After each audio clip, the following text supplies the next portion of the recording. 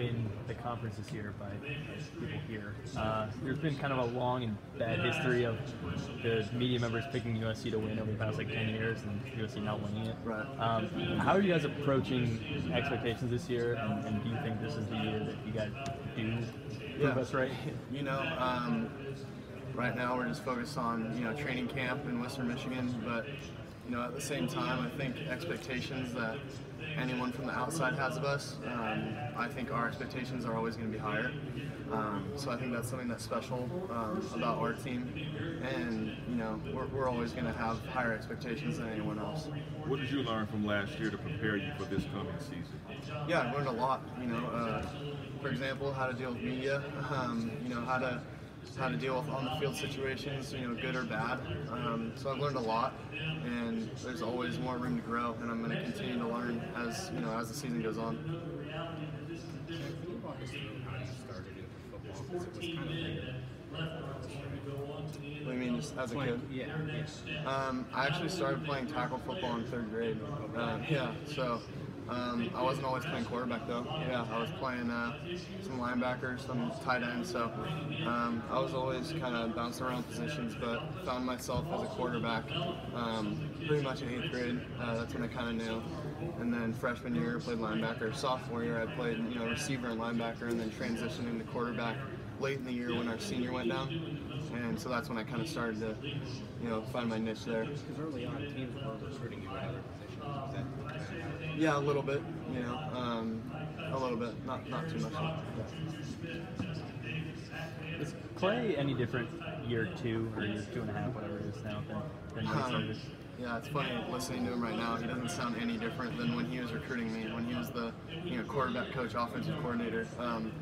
He'll never change for anyone, and that's his biggest advice that he's given me, is to never change and to always stay yourself. And I think with that kind of attitude and with him preaching that to the team, I think we can go a long way. What were some of your biggest takeaways from being around Peyton, Eli, and Archie Manning at the Academy?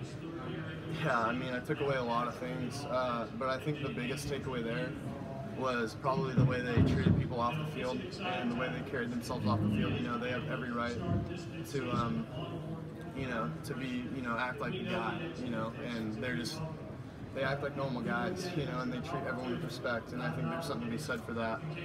They've won their Super Bowls. Archie's had, his great moments, and then obviously Cooper's, had his success. So, it's crazy to be around those guys, and I was starstruck at first, honestly, and then once you get to know them, you just realize that they're normal guys, and they love talking about football, but more importantly, like how to handle certain situations in life. I would say that Peyton is probably a quarterback nerd.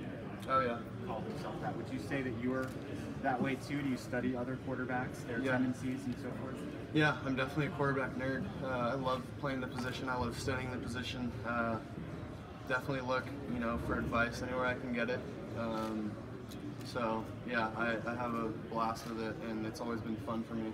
Which quarterbacks do you kind of look at and to learn from? Yeah, I mean, Tom Brady is a great one to look at, just because he's not known necessarily as being, the most athletic guy, but the way he moves in the pocket, the way he goes about, making his reads and going through his progressions, it's something that, I've taken away and tried to implement into my game. And then also guys like Drew Brees, Russell Wilson, Aaron Rodgers, guys that can move around and make plays. Definitely, try to take things out of their game and implement that into mine as well.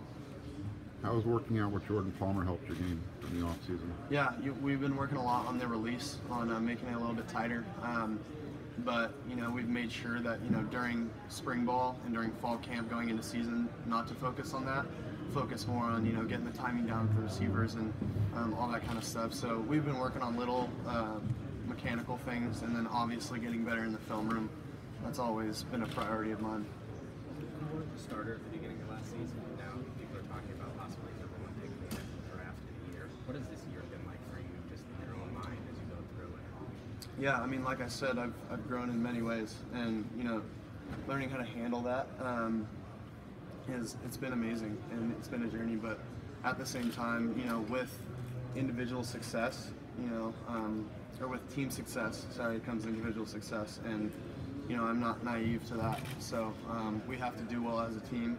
The whole offense has to be on the same page to play well, and Cam will preach that the defense has to be on the same page as well. So the leaders of our team have done a great job of leading, and then the young guys have done a great job of being hungry to learn. And I think that's really important when you have a college team that wants to win a national championship ultimately. When people are talking about you so much, or on magazine covers, or on Heisman lists and so forth, how do you keep yourself grounded?